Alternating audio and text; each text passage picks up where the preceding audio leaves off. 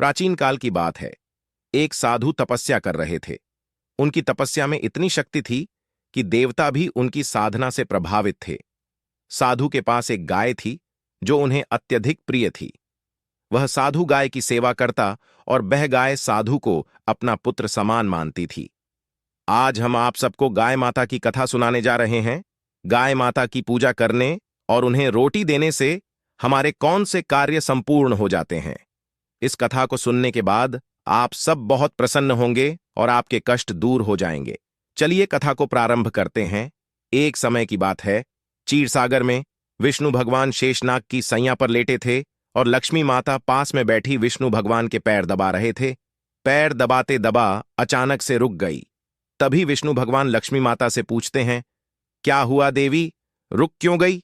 आप क्या सोच रही हैं? तभी लक्ष्मी माता ने कहा, प्रभु आप तो तीनों लोक के स्वामी हैं और त्रिकालदर्शी भी, आपको सब पता है। हमारे हृदय की कोई भी बात आज तक छिपी है? हमारे हृदय में क्या प्रश्न है? प्रभु आपको भली भांति पता है। भगवान श्री विष्णु कहते हैं, हम आपकी चिंता को जानते हैं और यह भी जानते हैं कि आप संपूर्ण इंसान जाति और जगत के कल्याण के लिए ही आप चिंतित हैं। आपने संकोच होकर पूछे, आपके हृदय में जो भी प्रश्न हो। फिर मां लक्ष्मी कहती है, प्रभु यदि आप चाहते हैं तो हम आपसे एक प्रश्न पूछने की चेष्टा करते हैं। मां लक्ष्मी कहती है, प्रभु आज हमने भूलोक पर बड़ा ही विचित्र दृश्य देखा। तभी विष्णु भगवान पूछते हैं, देवी ऐसा क्या देखा भूलोक पर? लक्ष्मी माता कहती हैं, प्रभु हमने भूलोक पर देखा कि कुछ दुष्ट इंसान गाय माता की हत्या कर रहे थे और उन्हें मार रहे थे। वहीं कुछ सज्जन इंसान गाय माता की पूजा भी कर रहे थे। तो प्रभु यह सब दृश्य देखकर मेरा हृदय बहुत ही चिंतित है।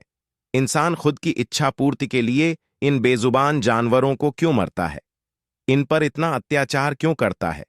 हे स्वामी, हमारे हृदय में यह जानने की इच्छा हो रही है कि जो इंसान गाय माता की पूजा करता है, उसकी सेवा करता है, उसे क्या फल मिलता है, और जो दुष्ट इंसान गाय माता को मरता है, उन पर अत्याचार करता है, उन्हें कौन सा दंड मिलता है?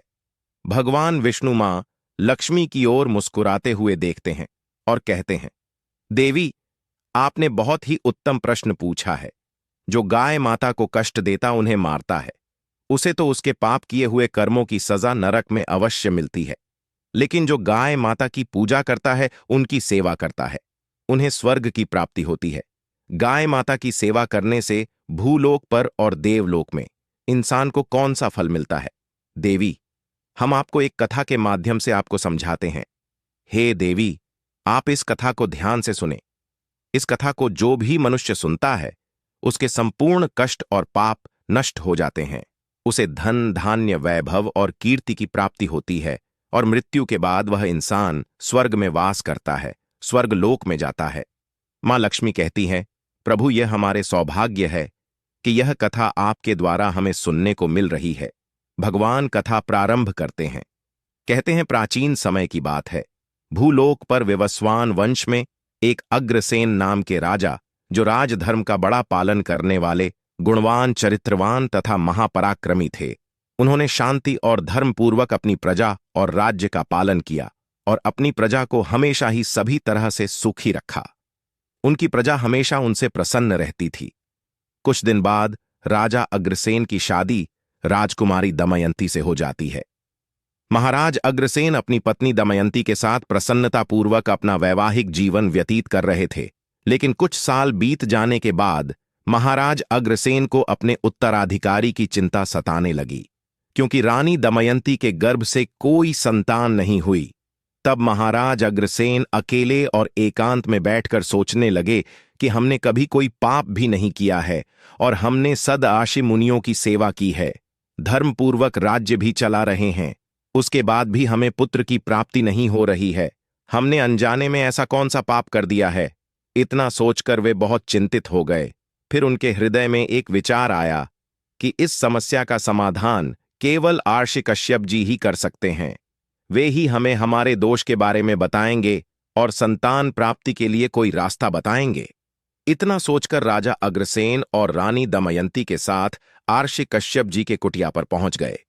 कुटिया पर वशिष्ठ जी नित्य कर्म करके ध्यान लीन में बैठे थे उसी समय राजा अग्रसेन रानी के साथ उनके पास जाते हैं और उनका दर्शन करते हैं। राजा अग्रसेन और रानी ने आर्षि कश्यप के चरण स्पर्श किए और आशीर्वाद प्राप्त किया। आर्षि कश्यप ने उनका कुशल मंगल पूछते हुए उन्हें आशीर्वाद दिया।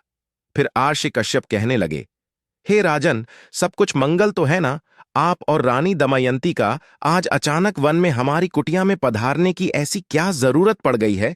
किस कारण से एक महान राजा को अपना राज्य छोड़कर इस वन में आना पड़ा? व्यवस्वान कुल के सभी राजा महाराज अपनी उम्र के अंतिम दिनों में अपना राज्य अपने उत्तराधिकारी को सौंपकर तपस्या करने के लिए वन में आते हैं, लेकिन आप तो अभी भी नवयुवक हैं। आपने अभी अभी राज्य का कार्यभार संभाला है। आपने अभी तक पुत्र भी उत्पन्न नहीं किया है। फिर आप ऐसे अपना राज्यपाठ छोड़कर वन में क्यों चले आ गए? यह आप जैसे महान और पराक्रमी राजा को शोभा नहीं देता है। इतना सब सुनने के बाद राजा अग्रसेन बोलते हैं, हे आर्षिवर, हम यहां जंगल में आपके यहां पर तपस्या करने के लिए नहीं आए हैं। आर्षिवर, हम आपके पास सहायता मांगने के उद्देश्य से आए हैं। कृपया आप मेरा मार्गदर्शन कीजिए, हम बहुत कष्ट में हैं। फिर कश्यप ऋषि कहते हैं, हे राजन, आपके जैसे महान राजा को भला किस बात के लिए मेरा मार्गदर्शन चाहिए? फिर राजा अग्रसेन बोलते हैं, आर्षिवर, आप तो खुद ही त्रिकालदर्शी हैं। आपको भली भांति पता हो गया होगा कि हम किस प्रयोजन से आपके पास आए हैं। आर्षि कश्यप राजा अग्रसेन की बातें सुनने के बाद मुस्कुराते हुए कहते हैं, हे राजन, आप चिंतित ना हो, हम अवश्य आपकी सहायता करेंगे। फिर कश्यप ऋषि अपनी दिव्य दृष्टि से महाराज अग्रसेन के भूतकाल में हुए पापों को देखने लगते हैं तो उन्हें राजा की एक भूल के बारे में पता चलता है। कश्यप ऋषि राजा से कहते हैं, हे राजन, आपसे एक बहुत बड़ी भूल हुई है जिसका आपको ज्ञान नहीं है। जब आप अपने मित्र राज्य से लौट रहे थे, तभी मार्ग में एक वट वृक्ष के नीचे एक गाय माता और उसके नन्हे बछड़े को आपने अनदेखा कर दिया था। वह गाय माता और उसका बछड़ा बहुत भूखे, प्यासे और कष्ट में थे।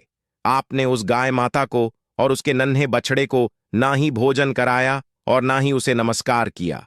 उस गाय माता ने आपसे मदद की गुहार भी लगाई, लेकिन आप अपनी प्रसन्नता में खोए हुए थे और आपको उस गाय माता की पुकार भी सुनाई नहीं दी। आपके इस व्यवहार को देखकर वह गाय माता अत्यंत दुखी हुई और उसने आपको श्राप दे दिया है। हे राजन, जो इंसान गाय माता को कष्ट में देखकर उसकी सहायता नहीं करता, भूखी गाय माता को भोजन नहीं कराता, उसे तो महापाप लगता है और उसी गाय माता के श्राप के कारण आपको संतान सुख की प्राप्ति नहीं हो पा रही है। आर्षि कश्यप ने राजा अग्रसेन को उनके द्वारा किए गए पाप को बता देते हैं, जिसे सुनकर राजा अग्रसेन बहुत दुखी हुए और अपने आप को हृदय ही हृदय कोसने लगे और पश्चाताप करते हुए कहने लगे, ऋषिवर, इस श्राप से मुक्ति का कोई रास्ता बताइए। आर्षिवर, हम अपनी इस गलती को सुधारना चाहते हैं। कृपया आप ही हमें कोई उपाय बताइए जिससे कि हम इस पाप से मुक्ति पा सकूं। मेरा यह अपराध क्षमा पात्र नहीं है, लेकिन फिर भी हम प्रायश्चित करना चाहते हैं। फिर कश्यप आर्षि कहने लगते हैं, हे राजन, आप चिंतित ना हो, इस पाप से मुक्ति पाने का कोई ना कोई उपाय अवश्य होगा। और वे थोड़ी देर सोचने के बाद बोलते हैं, राजन, आप हमारे कुटिया की सुरभि नाम की गाय माता की सेवा करो। वह उसी गाय माता की पुत्री है जिसकी आपने सहायता नहीं की थी। आप इसे अपने साथ ले जाइए और अपनी पत्नी के साथ मिलकर तक गाय माता की सेवा करो, उसकी पूजा करो, वह तुम्हें अवश्य पुत्र प्रदान करेगी। तभी अचानक से वह सुरभि गाय माता बाहर से उस कुटिया में प्रवेश करती है। उस गाय माता को अपनी ओर आता देखकर कश्यप आर्षि बोले, हे राजन, आप भाग्यशाली हैं। देखिए, केवल स्मरण करने मात्र से ही कल्याण करने वाली यह गाय माता खुद चलकर आई है। यह गाय माता निश्चित ही आपके दुख दूर करेगी और आपके पापों का निवारण करेगी। आप जंगल में इस नंदिनी गाय माता के पीछे पीछे चलकर इसकी सेवा करो, जंगल में रहने वाले जानवरों से इसकी रक्षा करो और जंगल से वापस कुटिया में लौट आने पर रानी दमयंती इस गाय माता की सेवा करें, पूजा आराधना करें। इससे प्रसन्न होकर यह गाय माता तुम्हें अवश्य ही पुत्र प्रदान करेगी। राजा अग्रसेन ने आर्षि कश्यप की बातें मानी और फिर गाय माता को चराने के लिए प्रतिदिन जंगल में लेकर जाने लगे। जब वह गाय माता चलने लगती तो महाराज उसके पीछे पीछे चलते, इधर उधर से हरी हरी घास लाकर उस गाय माता को खिलाने लगते। जब वह गाय माता किसी वृक्ष के नीचे बैठती तो उसके लिए तालाब से पानी लाते और उसे पिलाते अपने हाथों से उसके मस्तक को सहला दे। इस प्रकार से महाराज अग्रसेन उस गाय माता की सेवा में लगे रहे। जब शाम हुई तो महाराज अग्रसेन उस गाय माता के साथ कुटिया में लौट आए। कुटिया में पहुंचते ही उस गाय माता ने महाराज अग्रसेन को अपनी जीभ चाटना शुरू कर दिया, जिससे महाराज अग्रसेन का शरीर पवित्र हो गया और उसके सभी पाप नष्ट हो गए। उसके बाद रानी दमयंती ने आगे आकर सुरभि गाय माता के आगे हाथ जोड़े और विधिपूर्वक उस पूजन किया और चरणों में मस्तक झुकाया। फिर उस गाय माता ने उस रानी की पूजा को स्वीकार किया और रानी पर अपनी दृष्टि डालकर उसके सभी दोष समाप्त कर दिए। गाय माता की दृष्टि पड़ते ही रानी अत्यंत पवित्र हो गई। इस प्रकार से राजा अग्रसेन को उस गाय माता की सेवा करते हुए 30 दिन बीत गए। फिर 21वें दिन महाराज अग्रसेन जब गाय माता को लेकर जंगल में गए तो वह गाय माता चढ़ते चढ़ते कैलाश पर्वत पर चली गई। उसके पीछे पीछे राजा अग्रसेन भी चले गए। वहां उस पर्वत पर खड़े होकर वह कैलाश पर्वत की सुंदरता को एकटक निहार रहे थे। इतने में ही अचानक से एक शेर ने आकर उस गाय माता को बलपूर्वक दबोच लिया। राजा को उस शेर के आने की आहट तक नहीं मालूम हुई। गाय माता ने जोर से कहा, महाराज अग्रसेन, हमारी रक्षा करो राजा। अग्रसेन ने गाय माता की तरफ देखा। सुरभि गाय माता की आंखों से आंसुओं की धारा बह रही है, जिसे देखकर महाराज अग्रसेन व्यथित हो उठे और उन्होंने तुरंत ही अपना बाण निकाला और धनुष की डोरी पर रखा और उस शेर को मारने के लिए प्रत्यंचा खींची।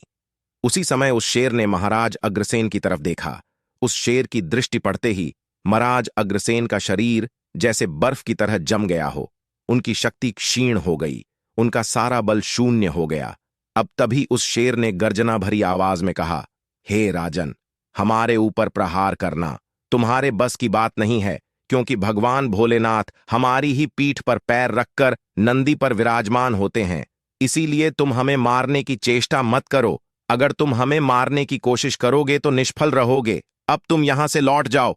विधाता ने इस गाय माता को आज मेरा भोजन नियुक्त किया है, इसीलिए तुम इसमें दखल देने की कोशिश मत करो। हम जानते हैं तुम सूर्य वंश में जन्मे हुए राजा अग्रसेन हो। तुम्हें अभी यह झांत नहीं। इस कैलाश पर्वत पर भगवान भोलेनाथ की माया फैली हुई है, इसीलिए तुम यहां से तुरंत ही यहां से चले जाओ। फिर राजा अग्रसेन बोलने लगे, हे सिंहराज, कृपया आप इस गाय माता को न मारे। यह महर्षि ऋषि कश्यप की संपूर्ण मनोरथ को संपूर्ण करने वाली सुरभि गाय माता है। गाय है, इसकी हत्या न करें। इस गाय माता की रक्षा और सेवा करने का आदेश हमें दिया है। इस गाय माता का एक नन्हा बछड़ा भी है जो घर पर इसकी राह देख रहा है। हम इस गाय माता को इस हाल पर मरने के लिए छोड़कर नहीं जा सकता। इसीलिए हे सिंहराज, हमारी आपसे विनती है कि आप इस गाय माता को जीवन दान दो। इस गाय माता के बदले में हम तुम्हें अपना शरीर समर्पित करते हैं, जिससे तुम्हारी भूख भी शांत हो जाएगी और इस गाय माता की रक्षा भी हो जाएगी और हमारे वचन का पालन भी हो जाएगा। साथ ही गौरक्षा के लिए प्राण त्यागने से हमें उत्तम गति की प्राप्ति होगी। इतना कहकर महाराज अग्रसेन उस शेर के सामने हाथ जोड़कर बैठ गए और आंखें बंद की। फिर अचानक से राजा के कानों में आवाज सुनाई पड़ी, पुत्र उठो, हम तुम्हारी सेवा से अत्यंत प्रसन्न हैं। यह सुनकर महाराज अग्रसेन उठ खड़े हुए और उन्होंने अपने सामने उस गाय माता को देखा और वह शेर कहीं दिखाई नहीं दे रहा था। तब वह सुरभि गाय माता राजा से कहने लगी, हे राजन, यह सब हमारी ही माया रची हुई थी। हम तुम्हारी परीक्षा ले रहे थे। तुम अपने प्राण देने के लिए तैयार थे, इसीलिए हम तुम पर बहुत प्रसन्न हैं। अब तुम मुझसे कोई भी वरदान मांगो, जो तुम्हारी मनोकामना है वह कहो, हम अवश्य पूर्ण करेंगे। महाराज अग्रसेन कहते हैं, हे गाय माता, हमारे हृदय में जो इच्छा है आप भली भांति जानती हैं। कृपया आप हमें पुत्र प्राप्ति का वरदान दीजिए, हमारी यही कामना है। फिर उस गाय ने कहा, हे बेटा, तुम पत्ते के धोने में मेरा दूध लेकर उसका पान करो, इससे तुम्हें अत्यंत बुद्धिमान और गुणवान पुत्र की प्राप्ति होगी। महाराज अग्रसेन कहने लगे, हे, अब आप हमारे साथ कुटिया पर चलिए और हम आपकी पूजा आराधना करके तथा हमारे अनुष्ठान को पूरा करके आपके अमृत समान दूध का पान करना चाहते हैं। उसके बाद राजा अग्रसेन उस गाय माता को साथ लेकर कुटिया चले गए। कुटिया में पहुंचने पर रानी दमयंती ने आगे आकर उस गाय माता का पूजन किया। तब उस गाय माता ने कहा, हे महारानी, आप हमें स्पर्श करें, इससे आपको अत्यंत गुणवान और विद्वान पुत्र की प्राप्ति होगी। फिर महारानी ने गाय माता को स्पर्श किया। महाराज और महारानी ने उस गाय माता की विधिवत पूजा आराधना की और उनके अमृत के समान दूध को प्रसाद समझकर ग्रहण किया। कश्यप आर्षि कहने लगे, हे राजन, अब आप अपने पाप से मुक्त हो चुके हैं। अब आपकी मनोकामना अवश्य संपूर्ण होगी। जो भी मनुष्य गाय माता की सेवा करता है, उसे भोजन कराता है, उसकी पूजा करता है, उसके सभी काम सफल होते हैं। जो भी गाय माता की रक्षा करता है, उसकी कभी दुर्गति नहीं होती है। मृत्यु के बाद वह स्वर्ग में जाता है और भगवान के दर्शन करने का सौभाग्य उसे प्राप्त होता है। जो इंसान गाय माता का दूध पीता है, वह ऐस भी रोगों से दूर रहता है। जो गाय माता का दान करता है, उसे मोक्ष की प्राप्ति होती है। जो महिला रोज गाय माता को रोटी खिलाती है, वह सौभाग्यशाली बन जाती है। गाय माता संपूर्ण पापों का नाश करने वाली और सभी मनोरथ को संपूर्ण करने वाली है। अतः हमेशा इसकी रक्षा और पूजा करनी चाहिए। इतना करने ही इंसान सभी कार्य सफल होते हैं। उसकी दरिद्रता और निर्धनता समाप्त हो जाती है। फिर विष्णु भगवान कहते हैं, हे लक्ष्मी, इस प्रकार से महाराज अग्रसेन द्वारा गाय माता की सेवा करने से उन्हें 2 पुत्र और 3 कन्याओं की प्राप्ति हुई। भक्तों, आप भी प्रतिदिन गाय माता की सेवा करें, गाय माता को रोटी खिलाएं, गाय माता की इन पापियों से रक्षा करें। आपके भी सभी कार्य सफल होंगे। हिंदू धर्म में गाय को माता का दर्जा दिया गया है और उसे बहुत पवित्र माना गया है। गाय को माता मानने के पीछे कई धार्मिक और आध्यात्मिक कारण हैं। वांग विष्णु जी। हिंदू मान्यताओं में भगवान विष्णु पालनहार हैं और सृष्टि का संरक्षण करते हैं। गाय को उनका रूप या उनसे जुड़ा हुआ माना गया है, क्योंकि गाय सभी को अपने दूध और अन्य उत्पादों से पोषण देती है, जैसे विष्णु सभी की रक्षा करते हैं। डू लक्ष्मी माता। लक्ष्मी देवी को धन, समृद्धि और वैभव की देवी माना जाता है। गाय का संबंध लक्ष्मी से इस रूप में भी जोड़ा जाता है कि गाय के दूध, घी आदि से घर में संपन्नता और शांति बनी रहती है। इसीलिए गाय की पूजा लक्ष्मी जी का आशीर्वाद पाने के लिए भी की जाती है। 3. धार्मिक महत्व। हिंदू शास्त्रों में कहा गया है कि गाय में 33 करोड़ देवी देवता निवास करते हैं। इसीलिए गाय की सेवा करने से देवी देवताओं की कृपा मिलती है। गाय की पूजा और उसकी सेवा करना भारतीय संस्कृति का एक अहम हिस्सा है और इसे पवित्रता, धन और सुख समृद्धि का प्रतीक माना गया है। आपको यह कथा कैसी लगी, कमेंट करके जरूर बताएं।